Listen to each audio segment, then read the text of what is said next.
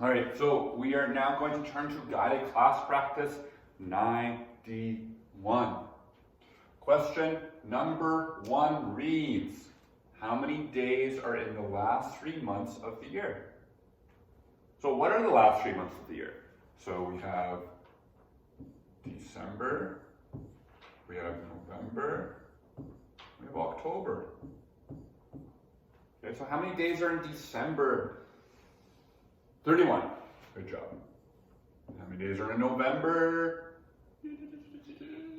30. And you should know how many days in October, because what day is Halloween on? October 31st. So there's 31 days.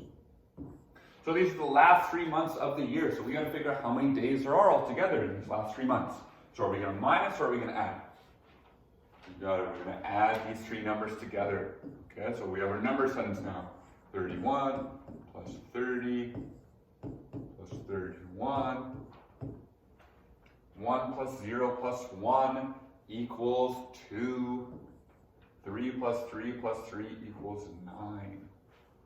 So how many days are in the last 3 months of the year? You got it, 92. And grade 3s and 4s, if at any point in time right now you think I'm going too fast, you can just pause the video. That's the 1 plus right now of us doing this, you guys all doing this at home, and me doing this on YouTube for you, is that you can pause the video if you think I'm going too fast, or if you think I'm going too slow, then you can kind of just skip ahead. Okay, so it's up to you to decide how fast you want to go right now. Question 2, this is a new kind of question for us. So this, we might need to slow down a bit. So circle the array that shows 2 times 4 equals 8. What is an array? So we talked about arrays a while ago in the beginning of the year, but it's been a while, so might need some review here. So an array is just like this. It's when a shape, okay, is kind of cut into smaller pieces. Or in this case, these rectangles or these squares are cut into smaller squares. So the array, we can all say array, thank you, array, is when it's these smaller squares. So we have to figure out which one of these arrays is showing us 2 times 4.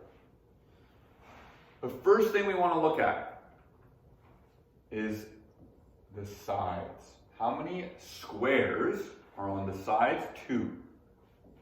1, 2. Now, how many squares are in the rows? Okay. I shouldn't have said side. I should have said column. These are columns. When it's vertical, okay, it's a column.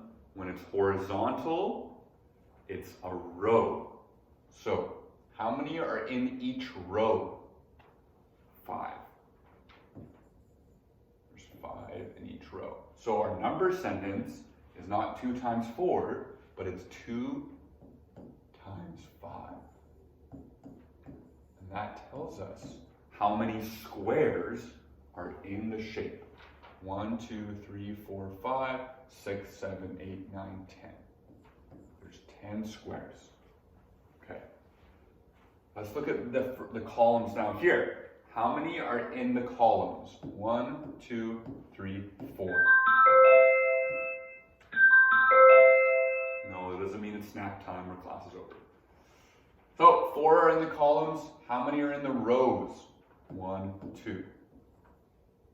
What's our number sentence going to be here? Is it going to be 2 times 4? So it's a bit tricky. It's 4 times 2. And what does that equal? 1, 2, 3, 4, 5, 6, 7, 8. There we go. So it's close, just kind of backwards. So we get the same answer when we times it, but it's not quite the same. All right, let's look at the next one. How many are in each column? How many are in each column? That's right, there's 3 in each column. Now, how many are in each row? 3 as well. So what's our number sentence? 3 times 3. Because if you see, there's 3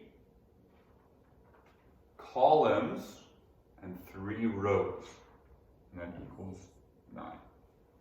Last one. We haven't got the right answer yet, so we can make an estimate here, an approximation, a hypothesis that this one is going to be right. So let's find out. How many squares are in each column? If I look here, how many squares are there? 2. Now, how many are in each row? 1, 2, 3, 4. What's our number sentence going to be? We want to start with the columns. How many are in each column? 2. How many are in each row? 4. Equals 8. So which one's our answer? The last one.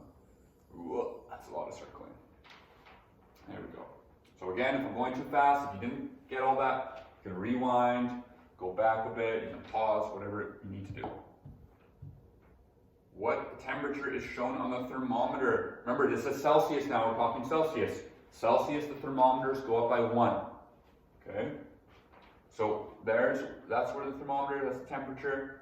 So we can count backwards from 20 if we want to. 20, 19, 18. 18 degrees Celsius. Now, we have to draw a line across the thermometer to show minus 20 degrees Celsius. So, minus 20. Look for that minus symbol. Okay, there's the minuses. They're going to be under the 0 because they are colder than 0. Luckily, it never really gets minus 20 here, so we don't have to live through that. But some places in the world it does get minus 20, and it is freezing. So here's minus 20, because it's below 0, it's below freezing. There we go. Question 4. Crystal had a dozen cookies. How much is a dozen? Thinking. That's right. It is 12. So we're going to draw the 12 cookies. 1, 2, 3, 4, 5, 6, 7, 8, 9, 10, 11, 12. She gave half of the cookies to Sue. What is half of 12? Thinking. Half of 12 is 6. Okay. And then she gave 4 to Alex. Oh, thank you so much. Hope they're vegan cookies. 4, and then the rest of Paul. So how many are left over? 2. And now we have to figure out the fractional part of the cookies. What fractional part of the cookies does Alex have? So Alex has 4 cookies out of how many altogether? 12. Good. Again, feel free to pause. Our classroom door is about how tall? So I know none of you, unfortunately, can see our classroom door right now. Well, why don't we just go over there? Oh, actually, no. We're going to stay right here.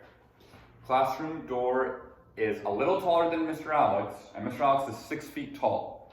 So 20 feet would be more than 3 Mr. Alexes on top of each other. So it's not going to be that. It's going to be, you're right, 7 feet. That's a little, 1 foot taller than me, I'd say. All right, question 6. We have to rewrite this question.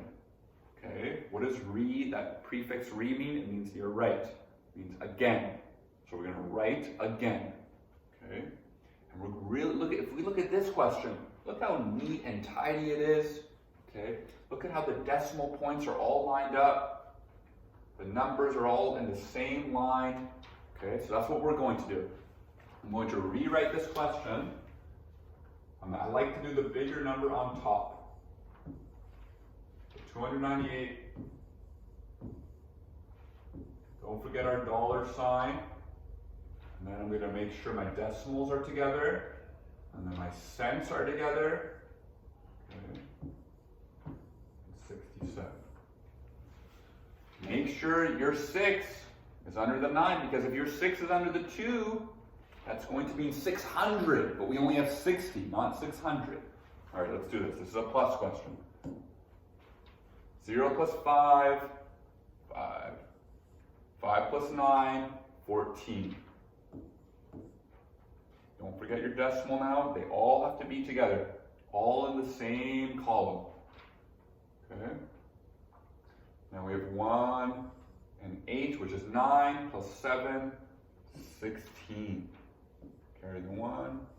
Now we have 10 plus 6, 16 again. Carry the 1. 1 and 2, 3. What am I forgetting? You got it, $sign. All right, that is our answer. Make sure you wrote the numbers in this right order, okay? All right, a lot of numbers in this next one. Let's go through it together. I would pause it, try to do it by yourself, and then unpause it when you think you've got it. And then we'll go through it now. 5 plus 7 is 12. 12 plus 3, 15. Carry the 1. Now we have 7 plus 6, 13 plus 9, 22. So now we're in the 20s, so we actually have to carry a 2 over here. Okay? Oh, I'm forgetting my decimal. So we have 3 plus 7, which is 10. 10 plus 2, which is 12. Carry the 1. 3 plus 4 is 7. 7 plus 1 is 8. Now we have 1 plus 3 is 4. 4 plus 4 is 8 as well. All right. Grade 3s and 4s, that is it for lesson 91. Thank you, and thank you, and I miss you all, and I love you all, and I hope you're all doing well, and I hope you're enjoying doing some extra work. So when we come back, you're all ready to go.